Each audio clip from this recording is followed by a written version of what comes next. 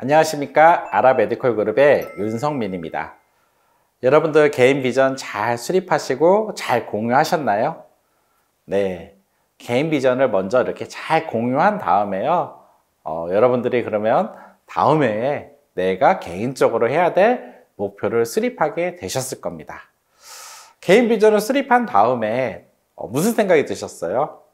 네, 내가 속한 조직도 한 해 어떻게 갈지 꿈이 있으면 좋겠다. 목표가 정확하게 있으면 좋겠다라는 생각을 하셨나요? 예, 맞습니다.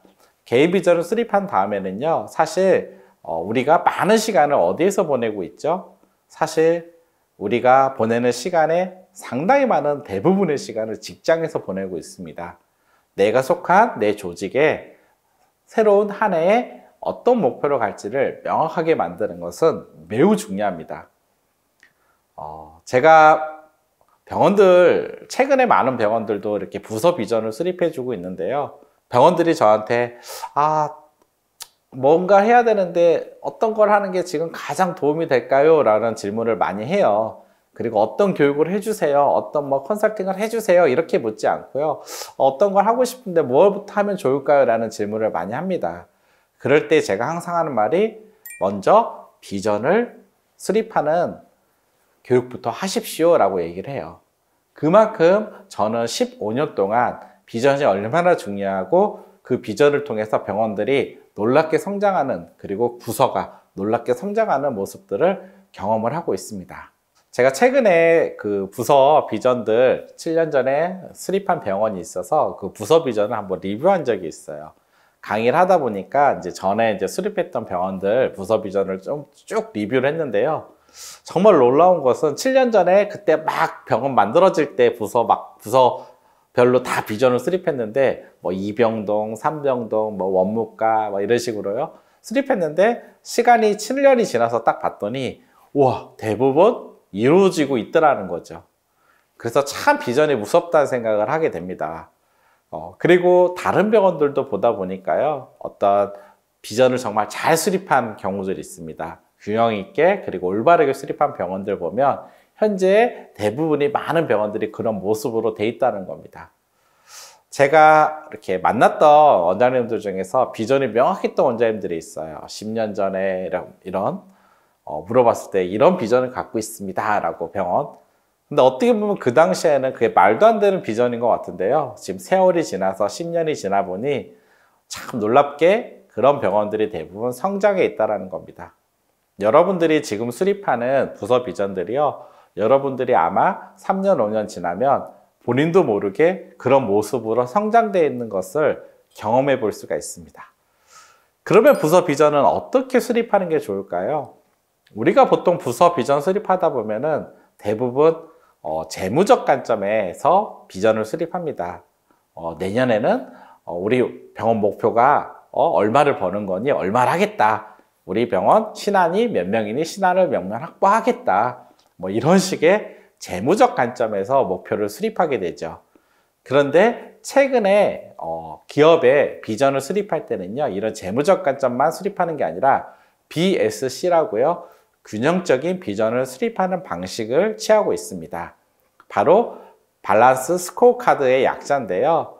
많은 1900년대부터 많은 미국의 기업들부터 해서 현재는 한국의 많은 기업들은 전부 이 BSC라는 걸 통해서 부서 비전을 수립하고 있습니다.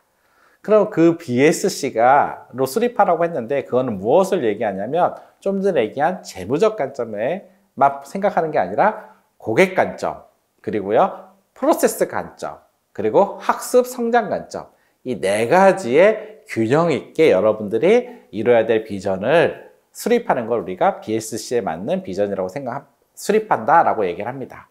제가 BSC를 여러분들께 막 복잡하게 설명할 필요는 없을 것 같아요.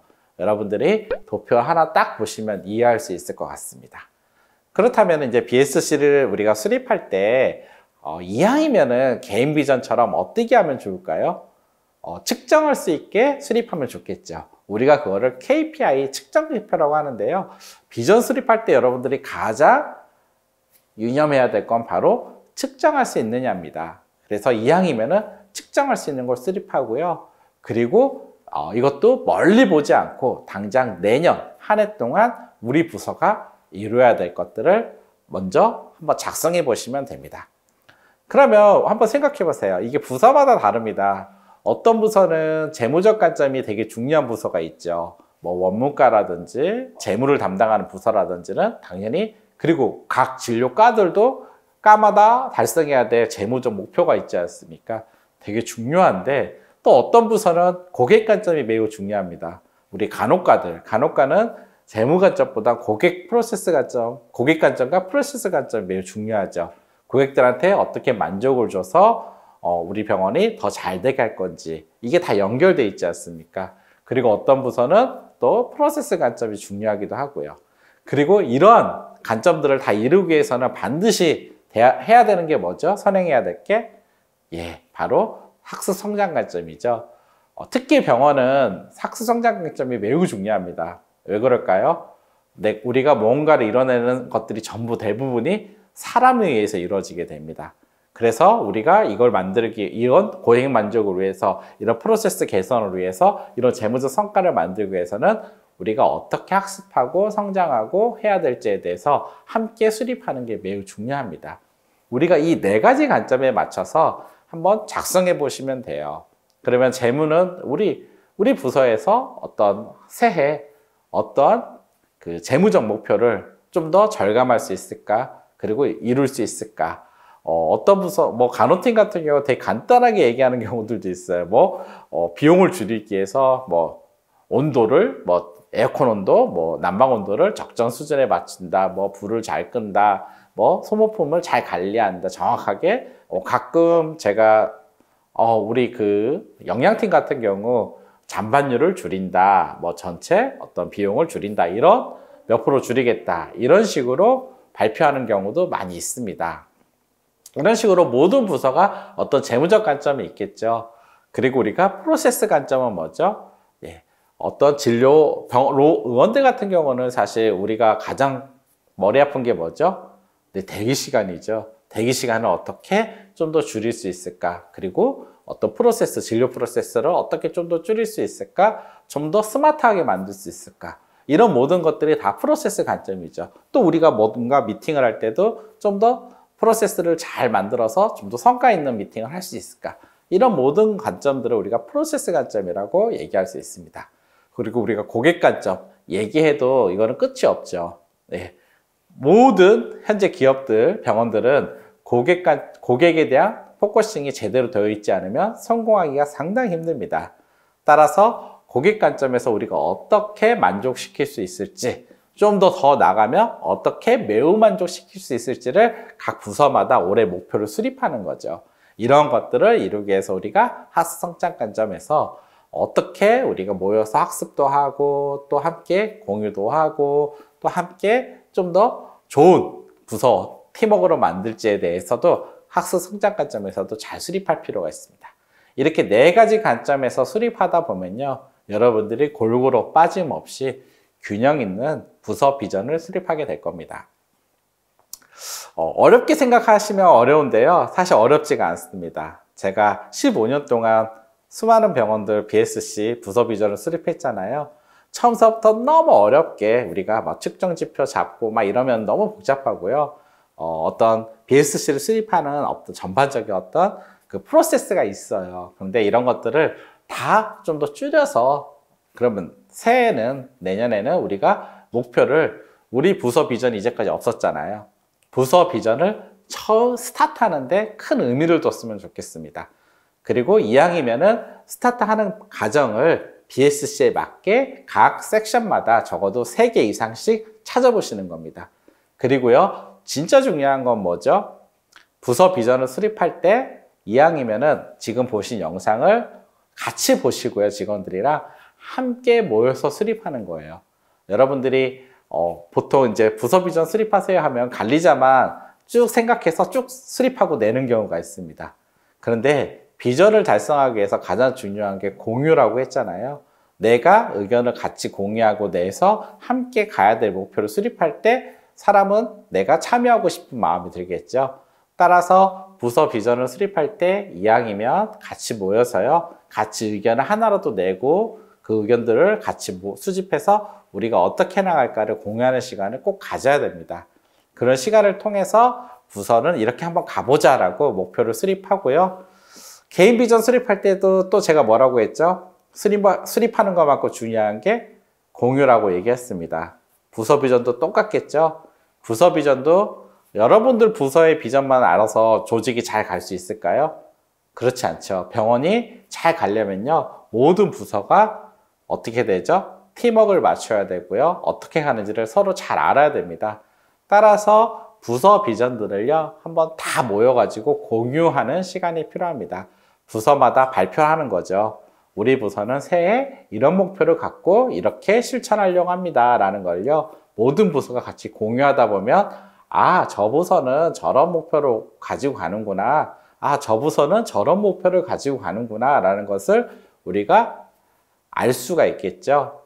그런 다음에 이런 부서 비전들을 한번 다 모아보면요. 결국 이게 무슨 비전이 되는 거죠? 바로 우리 병원의 비전이 되는 겁니다. 네, 병원 비전은 좀 기업 비전하고 좀 다릅니다. 우리가 기업 비전 할 때는 탑다운 방식으로 비전을 많이 수립하기도 하는데요. 제가 15년 동안 병원 비전을 수립하면서 탑다운 방식보다는 다운업 방식으로 택하는 게 훨씬 더 효율적이라는 거죠. 그리고 또 부서 비전보다 개인 비전부터 수립하고 단계적으로 올라가는 게 또 훨씬 효율적이라는 겁니다. 물론 이제 여러분들이 부서 비전을 수립한 다음에요. 우리 부서 비전이 방향성에 안 맞을 때가 있어요. 원래 비전만큼 중요한 게 우리가 미션이라고 하는데요. 미션이라는 건 뭐죠? 병원의 미션들은 대부분 비슷해요. 병원 미션은 환자를 잘 치료하는 겁니다. 그 미션에 따라가면 방향이 잘못되는 경우가 없겠죠. 따라서 여러분들이 비전을 수립할 때 이 미션에 어긋나는 비전을 수립하면 안 됩니다. 때로는 우리 부서만, 우리만 위하는 게 고객 관점에서 벗어났다. 환자를 잘 치료하는 관점에서 벗어났다. 그러면 방향적인 문제가 생기게 되겠죠. 따라서 미션부터 수립하는 게 원래는 원칙인데요. 병원 미션은 너무나 명확하기 때문에 여러분들이 수립하는 비전이 고객 관점이 아니죠. 어떤 환자를 잘 치료하는, 환자를 그리고 잘 케어하는 이 근본적인 의료의 본질적인 미션에 어긋남이 없으셔야 됩니다. 그리고요, 이왕이면은 우리가 수립하는 비전이 병원이 추구하는 어떤 조직적인 비전과 일치하는 게 상당히 좋겠죠. 그래서 따라서 여러분들이 비전을 수립할 때, 수정을 하게 돼 있어요. 일단 부서들이 모여서 수립했는데요. 이게 너무나 병원 비전하고 안 맞을 경우는 한 번 더 수정을 할 수가 있겠죠. 그 수정 과정을 거쳐서 우리 병원에 새해에 가장 잘 맞는 어떤 부서 비전들을 수립하게 되는데요. 너무 걱정 안 하셔도 되는 게 제 경험상 대부분 병원들이 부서 비전을 수정 없이도 잘 할 수 있게 짜오셨다라는 거예요. 그래서 너무나 좋은 비전을 잘 짜오셨고요. 그리고 비전이라는 거는 옆에 막 경쟁하고 그런 게 아닙니다. 바로 모든 비전은 소중합니다. 그리고 우리 부서의 어떤 목표인 거지 타부서에 경쟁하고 타부서와 이게 아니지 않습니까? 따라서 여러분들의 목표를 여러분들 부서원들이 함께 정하는 거거든요. 그래서 그런 과정들을 잘 생각하면서 만드신다면 매우 뜻깊은 시간이 될 거라고 생각합니다. 네, 오늘 부서 비전 수립하는 BSC에 대해서 말씀드렸고요. 여러분들 새해에는 부서 비전을 꼭 수립하셔가지고요. 여러분들 부서도 뭔가 개인을 넘어서 부서 전체가 좀 더 행복할 수 있고 성장할 수 있는 새해가 됐으면 좋겠습니다. 감사합니다.